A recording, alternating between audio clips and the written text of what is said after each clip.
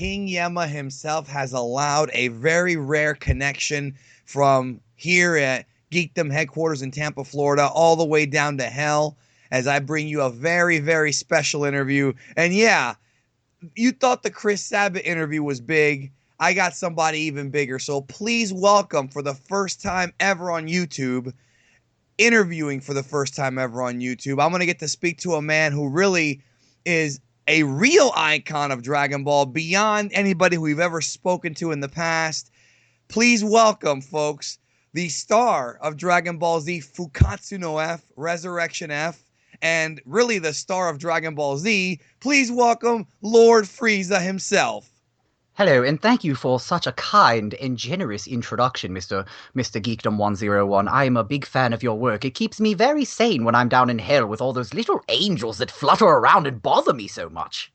I appreciate that very, very much. It was hard to get this connection because I know for a fact that the connection, the internet speed down there in Earth's hell is not very good. So I'm going to try and knock this one out of the park as quickly as we can.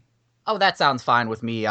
I've got some other stuff to do afterwards anyways. I got to catch up on some of your latest videos, by the way. But go on, please continue. I appreciate that. Yeah, well, let's talk about you, Lord Frieza. I wanted to ask you, okay, first of all, thank you for coming back last year and revitalizing everybody into Dragon Ball, because Resurrection F came out, completely freaking blew expectations, knocked everybody out of the park. Just one of the more successful films ever. But I gotta ask you a question, because there are some unanswered questions from Resurrection F, and you're the only person who I can ask about this. So let's go ahead and get to it here. You came back to life. In the film, you said that your power level was 1.3 million. That's a little off. Were you just like smoking the sticky icky? Like what happened there with the 1.3 million? Because last time I checked, you were 1 million in your second form. Well, see, a lot of the issues was I was out of the game for so long, and when I had woken up, I was still a little flustered. I hadn't completely regained consciousness fully, and I was very frustrated when I woke up as well. Very, very mad. I mean, you literally, you wake up and you had just got cut in half. That's the last thing you remember, and literally just disintegrated. So when they put me back together, they may have, pieced me back together quite well. I came back better looking than ever. I mean, come on, let's admit that. I'm a very handsome man. But, there was still a little bit to be had up top, and it took me a couple of days to really get it all back there. Soon after that, I had thought to myself, I probably shouldn't have said that, but it was too late at that point, so, yeah, whatever. Bygones be bygones. Now, you immediately wanted to get revenge on Son Goku, and so you went to go train. The one thing that people kept hitting me up about is, what the hell did Frieza do during his few months of training to get so strong? Because you literally leapfrogged every other being in the universe, with the exception of Lord Beerus, perhaps. You leapfrogged, and Whis. You leapfrogged them. You were, the strongest non-god ever. And, I'm not going to get into what happened because I know it's a sore spot for you, but what kind of training techniques did you implement to get so powerful? And could the Earthlings listening to this, and maybe the people outside of Earth, could they implement these techniques, or is it just something that you did? Well, I can't give away too much of my strategies, because for all I know, one of those filthy, miserable monkeys could be listening to this. But one of the things that I did in my free time was I did a lot of meditation. I drink a lot of green tea. Keeps me very grounded, and my center is just very centered. And if that makes sense. Of course it makes sense. God, think about who we're talking to here. I'm a genius. But other than that, it's more or less just a lot of gravity training. I do maybe about 150, 200 times. My race doesn't need too much to train. We're already born so powerful just naturally that we get sort of lazy when we don't train, because we're just automatically so much more powerful than everyone else. And finally, for the first time in my life, I actually had to train. That was actually the first time that I ever trained. And yeah. The little technique that my father, King Cold, taught me was focus your mind and then your body, and your spirit will just let everything come in sync after. Yeah, and it worked. It worked. It was fantastic. Now, I wanted to ask... Can I make one more point here real Absolutely. quick, Mr. Geekdom? I just wanted to throw this out there. What I did in 4 months equated to what it took those monkeys to do in over a decade. So if I would have had, let's just say, 1 more day, I think we all know who would be bowing to who right now on planet Earth. Would you take Lord Beerus' spot as the God of Destruction? Well, my father warned me not to mess with Lord Beerus or Majin Buu. But I would bitch slap Majin Buu into the past. I would literally knock him through time like I did to Goku's filthy freaking monkey father. But I would definitely do that to Buu, just bitch slap him out of the picture. I mean, God, he's a fat, chubby blob now. He's not even as strong as Goku anymore. He's useless. As for Lord Beerus, I'd probably give him one simple bow because it's just a good gesture of, from one evildoer to another, and then go on about my business. But I'd surpass him as well. Don't tell him I said that, but I would definitely surpass him eventually. Oh, he's even harder to get in contact with than you, man. He's always asleep. Now, the last thing I need is a cat knocking on my door next to. Oh God, please no. Yeah, the only pussy I like to knock on my door. Wait, never mind. Let's not go there. No, Okay. so let's not go there. I've been sending you VHS tapes of Dragon Ball Super. The only way to get stuff shipped down there to the Home for Infinite Losers is through VHS tape, and you've been watching your Universe 6 comrade Frost. Now, I wanted to ask you, were you aware, or did your father or somebody tell you about Frost's existence in the past? Like, did you even know that there was another version of you? I had heard whispers that there was a possible theory some of my scientists were working on how we could go over to another universe if they could prove that it existed and I could conquer that one as well. And they had told me that I may have a counterpart over there, because it is parallel to ours, but they weren't sure. So this was a nice confirmation to something that I hadn't delved into the research too much of. I had the nerdy guys doing it for me, because my job, let's just face it, is to look good and rule. So that's what I was doing. So to know that there's a counter me, it was refreshing to know. I was curious what he would have been like, and I've got to say, after seeing him, at first I was a bit disappointed, but then I came around a little bit towards the end there. Well, what did you think about Frost's ability to hide that poison dart inside of his knuckle and knock out Son Goku as well as Piccolo? I feel like when I was watching that, the first person I thought of was you, and because you are my favorite character in the history of the universe. Okay. Oh, thank you. I'm flattered. No problem. And I was thinking, man, why didn't Frieza think of this as a backup? Because the sorbet plan was a great plan, but I feel like that would have been the backup to the backup. What'd you think about that? What Frost did? It is something that interested me very much. I never evolved to have that ability, so apparently, between the two universes, between 6 and 7, there are subtle differences between our evolutions. He developed those poison dots that can come out of his body, and he says that they weren't modified. I would say it's a cheap tactic and a cheap trick to win, but I did shoot Goku through the chest with a laser beam, so I would literally be calling the kettle black if I did that, so it'd be pointless to say that. But, I did enjoy watching him transform. It was entertaining. His methods in Universe 6 are slightly different than yours. Your methods have always been, because I know you like fireworks. We all know that. Absolutely. Big flashy scenes is all I do. You go in there and your empire goes in, or you go in and you just fire, you destroy entire planet. You're more about just, seek and destroy. Frost, on the other hand, is a manipulator. He manipulates both sides of a planet to have them create a civil war, and then he comes in, sweeps up the remains, and sells them. So how do you compare his method to yours? I feel like his method is less fun, because I know you like blowing things up, but I feel like it might be maybe a little more effective as far as less work for you. But do you like that kind of work? Because you seem like a man who enjoys his work. I prefer the more tyrannical way. The one thing that Frost lacks, and this is the one department that he does not exceed me in at all. We're probably rather, in my olden form, my final form, back whenever the first time I had, come across the monkeys on planet Namek. My final form, I think, was probably close to where his power level is right now.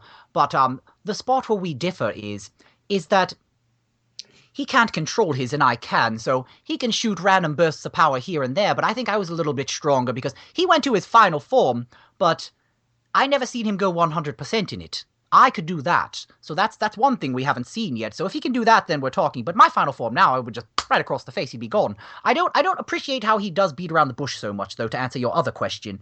It's like you said, it's not as fun. You go in, you make them fight each other, which is entertaining, but what do? You get to come in and clean up the mess. Who do you get to fight? Well, with all due respect, Lord Frieza, I would never disrespect you, but you kind of did beat around the bush when you were fighting the monkeys, because you could have killed the monkey, the bald-headed guy, and the Namekian anytime you wanted to, but you were goofing off in your second form, letting them live, and I feel like at any point you could have gone to your final form, wiped out the planet. Once the dragon was already summoned, you knew it was, you were screwed, but you didn't. You horsed around, so I feel like you like to play with your meat more than he does as well. If you know what I mean by playing with your meat. I do. I play with my food here and there, and that's a mistake that I had to learn from, which is why the last time I met with Goku, I took my final form right from the start. But the thing that I enjoyed about Planet Namek, and don't get me wrong, you're right, I could have easily just eradicated them, but follow me here. Yeah. I had never found someone who was able to challenge the Ginyu Force in such easy strides, so I had to test my limits, and I was rather disappointed the whole entire time. Until the man transformed, and we all know that man's name, Goku. Oh. But yes, I know. God, it makes my stomach turn just saying it. But other than that, it was entertaining at the least, and I learned a valuable lesson that day. And my father had a long talk with me whenever he found me in space. He said, you should have never let the monkeys transform. You played with your food, just like you said. He told me I played with my food when I should have just clearly just eaten it. And I did not ever make that mistake again. That's true. You never did. Never. And Frost is making that mistake right now, though. He is, because from what I've seen, as much as I can't stand Vegeta, he was a good loyal follower for a very long time, and he's not going to go in there and pull any punches. I don't think he's going to do what Goku did. My buddy Super JAYAIN is from Space Australia. I know that one of your top generals, Jace, was from Space Australia. What is it about Space Australia that you recruit so many good soldiers from? Like, what is it about that planet? You haven't destroyed it yet. So what is it about that planet and the Space Australians that seem to work out for you so well? They're cheap. Okay, that's what I thought too. I had a feeling. That's what it was.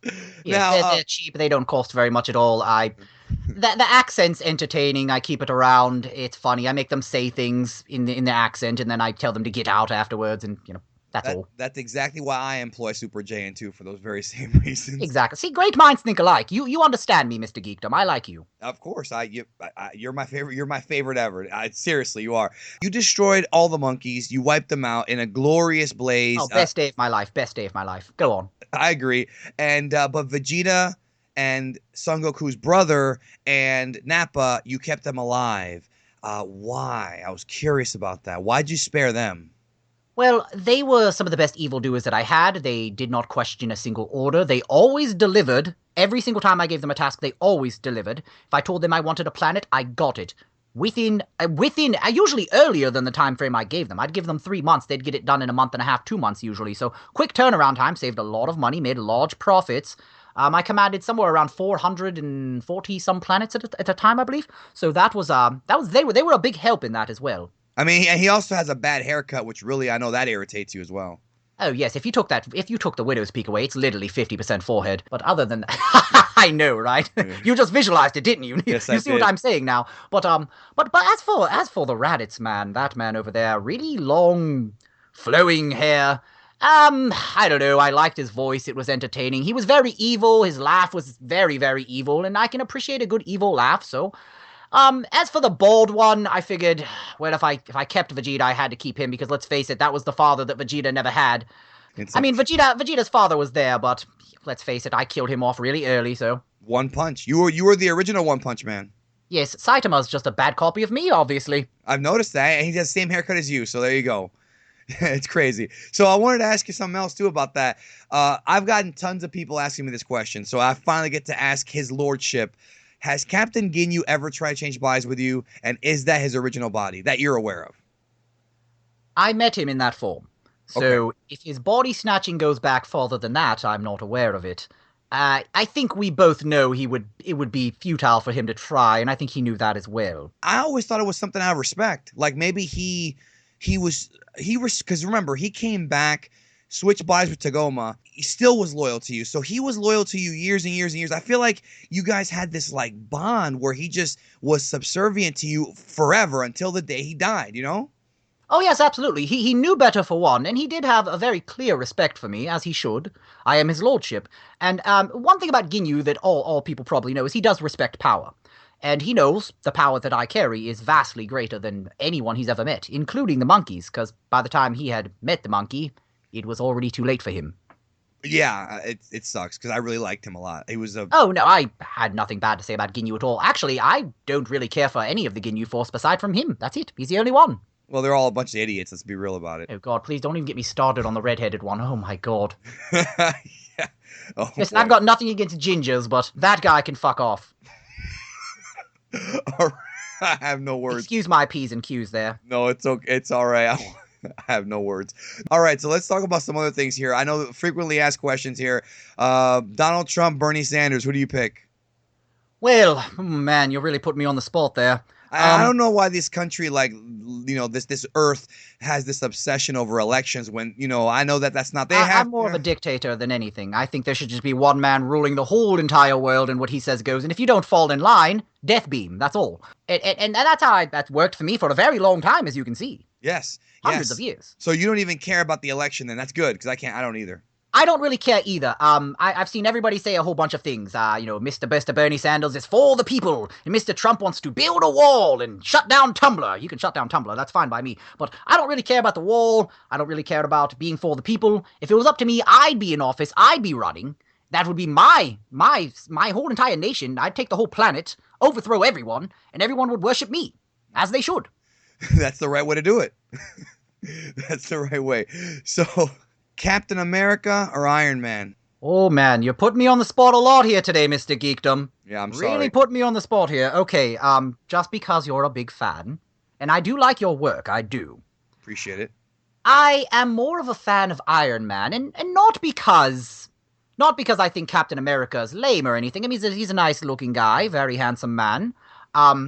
I just prefer Tony Stark's not give a damn attitude, because that's how I rule. A captain's always trying to please everyone. Cap's all, I got to keep everyone happy. Oh gosh, da-da-da-da-da. No, screw that, piss off. Do whatever the hell you want, Mr. Stark. That's why you're my fave, bro. All right, Batman, Superman. That's another thing coming up. Absolutely, Batman all day long. Superman, you bore me. You bore me. I respect that you're invincible and completely and utterly powerful, but it's boring. He's too much like the monkey. Yes, well, the monkey at least has limits. Superman has no limits, so what's the point of even bothering? He can't entertain you. You know he's always going to win this. There's no hardships anywhere. And where's the fun in that? I agree. Now, people, there's a misconception going around about you that I really got to get cleared up here. People have said that you are a racist because you refer to the Saiyans as monkeys, but people are actually have the audacity to say that you are a racist. I don't know if that's true. What's your stance on that opinion?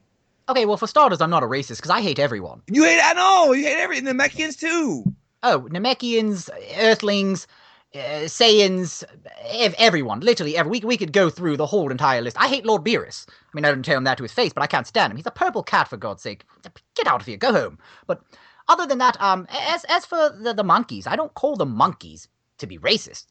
They're literally monkeys. I mean, I don't know how much more simple I can make that for you. They see the full moon, and they turn into a monkey. So if any of you people out there think that Lord Frieza's racist, I don't like you either. What do you think about Deadpool? Very handsome man. Very funny. I like how he does whatever he wants. That's how I would do it. If I was a good guy, I would do it like that. Is he worth recruiting to the army, though, to the Frieza Force? Well, he's damn near immortal, so I wouldn't mind having him. He might betray you, though. That's the only problem.